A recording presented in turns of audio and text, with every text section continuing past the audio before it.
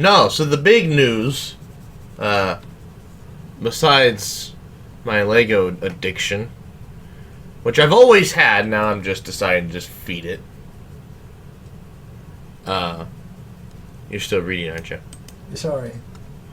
Yeah, so my big thing now is I'm considering retiring from YouTube. Really? Yeah. I've got basically till November. You have enough money and you can just retire? Not, quit. I guess quit, not retire. But basically, I was gonna quit after September, but then I forgot I was gonna do this model rockets thing for October, so I'm like, I can stick it out through October. But after that, I don't.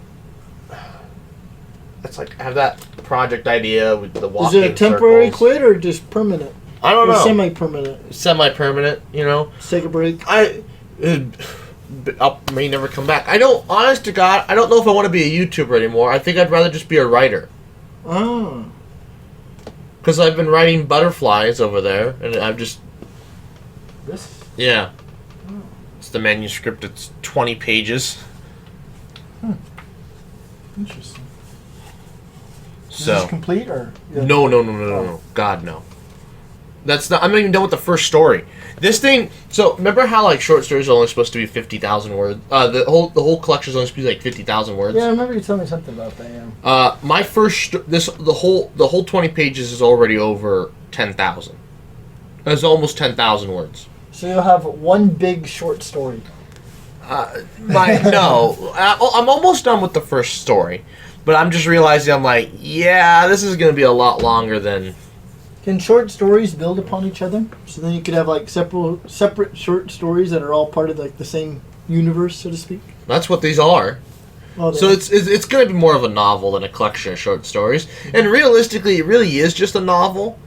Because, like, you know, Brad is the main character. Like, he's strewn throughout. Like, basically every story happens because he did something. Except for the end. What happens at the end of the second story with Flanagan, that happens because of Brad. So I just like to tell backstory to Father Flanagan. But yeah, I don't know. I'd rather be, it's like I had to swap these two, the nut milk and the DEF distilling.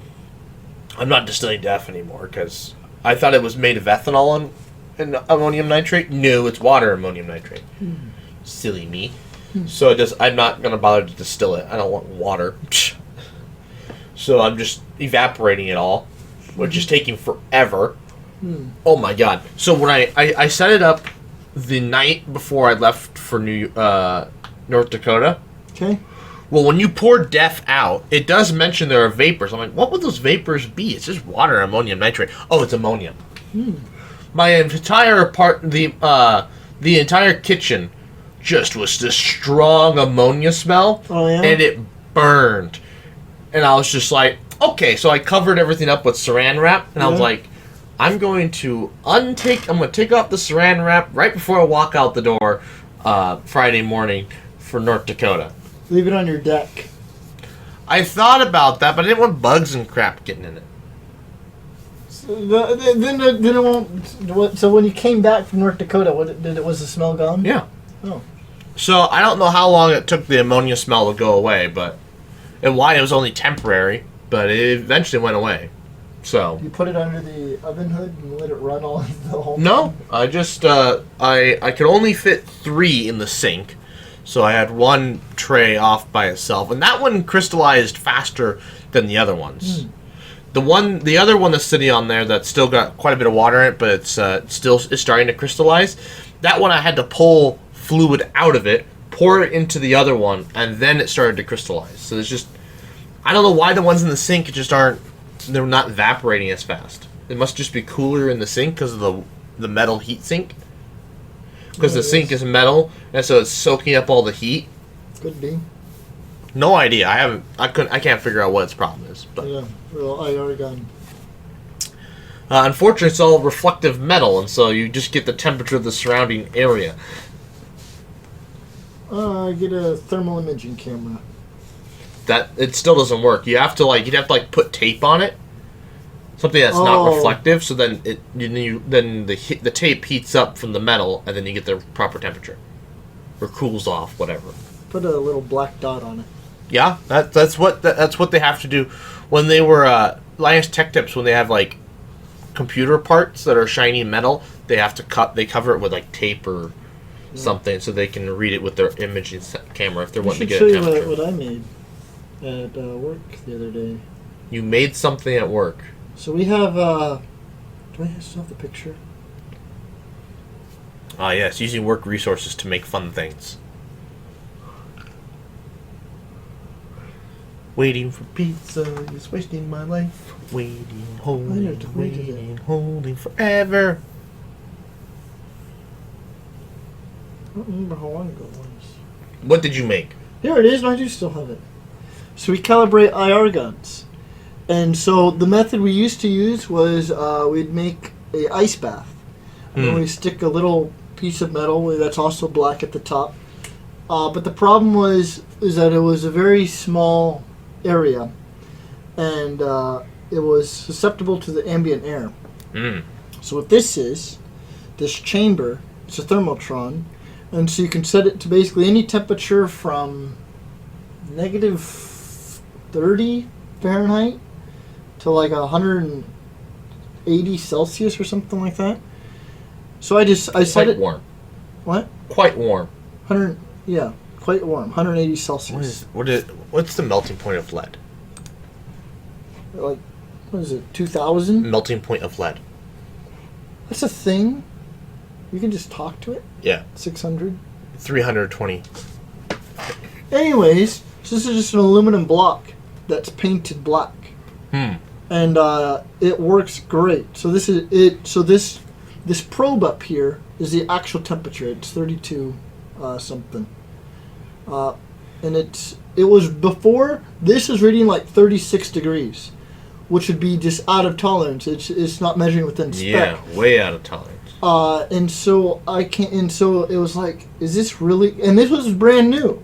Someone bought this brand new, and so I was like, really that far off, brand new? So then I came up with this method to test it, and it worked great. 33.4. So the thing was out of spec. It wasn't. No, it wasn't. We just weren't testing it right. Oh, okay. Interesting. But I made that block though. I found the block, and then I had the painters paint it. Oh, so that was your idea. It was my idea, but I had other people assemble it. How come the company wasn't doing that to begin with? Because they don't. Because the thermotron isn't actually part of our shop. It's part of the battery shop.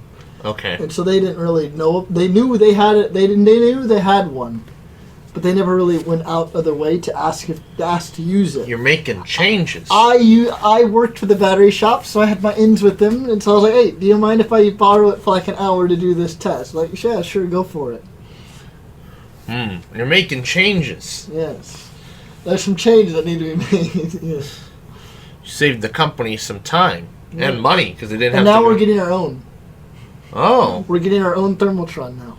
Except this one can also do humidity, because we also calibrate humidity, and so theirs can't maintain a stable humidity, or at least it doesn't have that feature. Maybe it can, but the one we get is designed to have a stable humidity setting, so you can set it to like 20%, 50%, whatever you need. Anyways, so back to me quitting. It's a weird thing, because like on one hand it's like I don't know how to just stop, right? You just don't log in anymore. Well, I know, but like my brain, like it doesn't just turn off like, that'd be a fun experiment. Maybe we could do a video about that. That doesn't turn off. And it's going to just be like, I'm just done. I'm not doing that anymore. I don't know. I was thinking about it a lot yesterday. And I was just like, I thought, like, man, what would I could, instead of like having to worry about, I got to get this video edited, or I got to do this, I got to do that. I don't have to worry about that anymore. I'm just done. It's over. All that worrying, gone. I can just do whatever the frick I want whenever I want. Yeah. So I don't know. But that's why I'm like I said, I'm kind of out of ideas. I mean, I'm not out. I'm basically out of ideas through December, theoretically. But I honest to God don't really want to do those videos anymore, and so I'm done through October.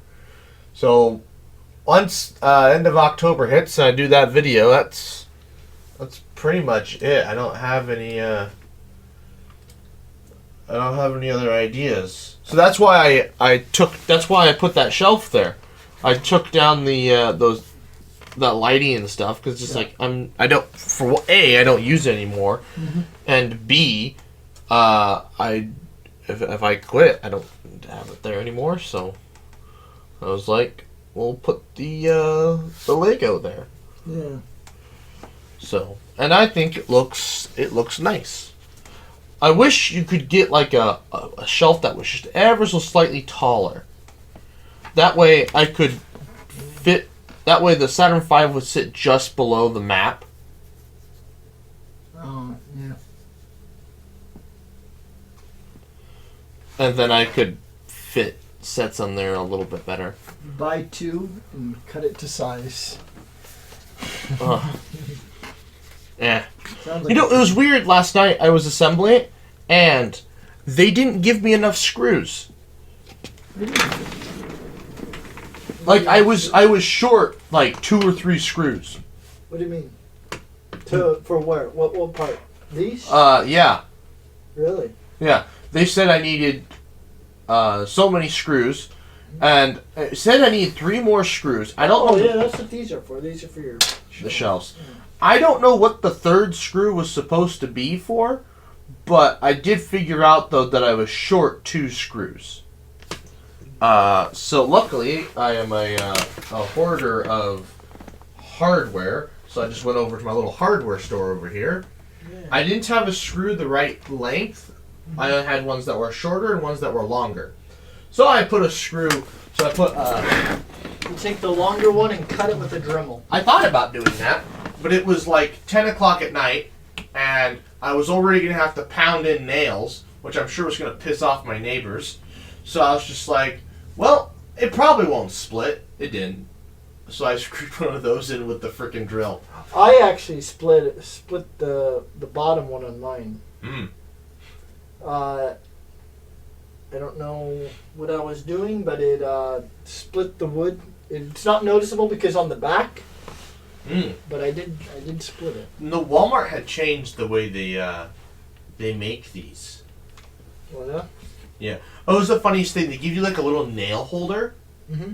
They're like, yeah, you use a little plastic thing to hold the nail, and then start it with the hammer. Then you can move it and pound it the rest of the way.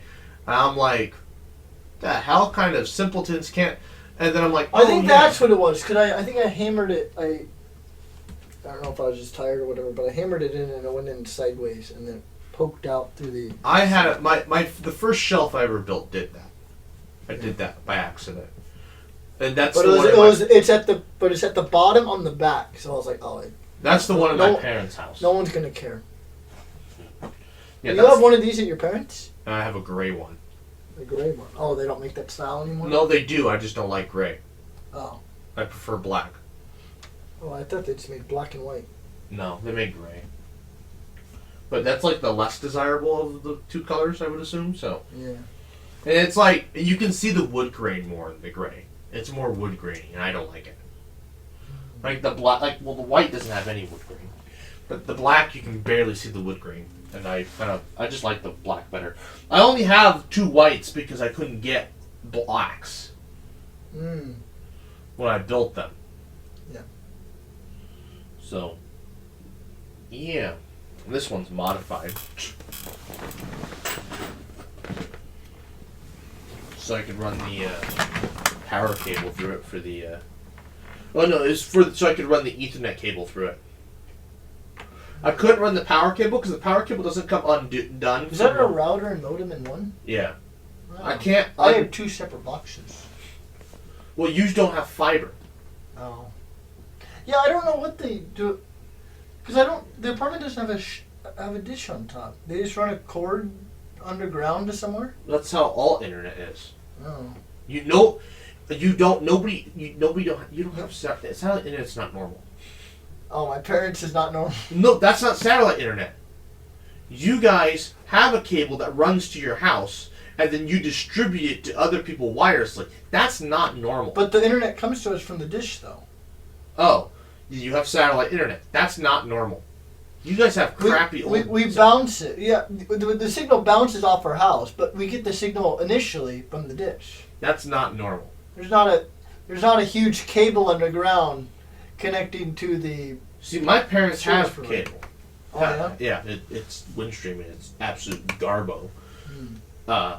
So what? So the three types are satellite, cable, and then fiber optic. Well, yeah, but I mean, yeah. So is there others, or that it? That's it. Yeah, satellite, fiber, and I guess you could use cellular, which is still wireless, which is probably what your parents have. I don't think they actually, because I don't think you guys are using actual satellites, because you guys would have horrendously slow internet if it wasn't Starlink.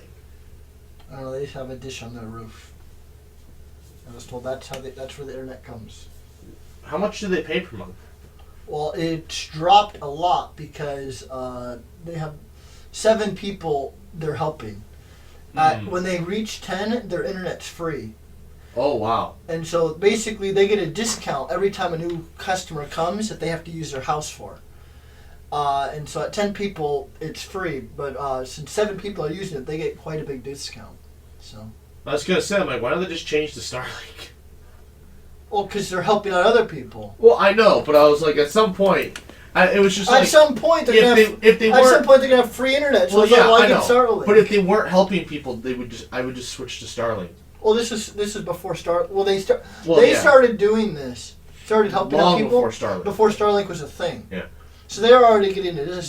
But their internet's less than $100 a month, right? I don't know what it is. Probably. Okay, because if it's less, then they're still paying more than $100 a month, they just switch. Well, to what they Starlink. started doing was they started upping their speed, because then it's like we could pay closer to the same amount and just get much better Wi-Fi, because it used to be when I was in high school. You know how you could run like speed tests? Yeah. A good day was double digits. Most of the time, it'd be like 9 or 10 megabytes a second. Yeah. My parents was bad too. I should run it when I get home, but I would think now it's probably closer to 50. My parents was bad. But yeah, it was like 9 or 10. I love how we record with the video and we're just not even talking towards it. We're just looking at the router on the shelf. Top tier content, ladies and gentlemen. Top tier content. But I don't remember what it. But that was even when it was 9 or 10, you could still watch 720p without it buffering. Okay. I forget what it because I don't think I ran a speed test when it buffer at like 720p because you have to walk away, go grab a snack, use the bathroom, come back for your 10-minute video to be loaded. I don't remember how long ago that was, but the speed on that was awful. Well, anyways, I would like to thank you for watching. Please like, comment, share, and subscribe. New podcasts every Friday, at least for the next 3 months. And good night.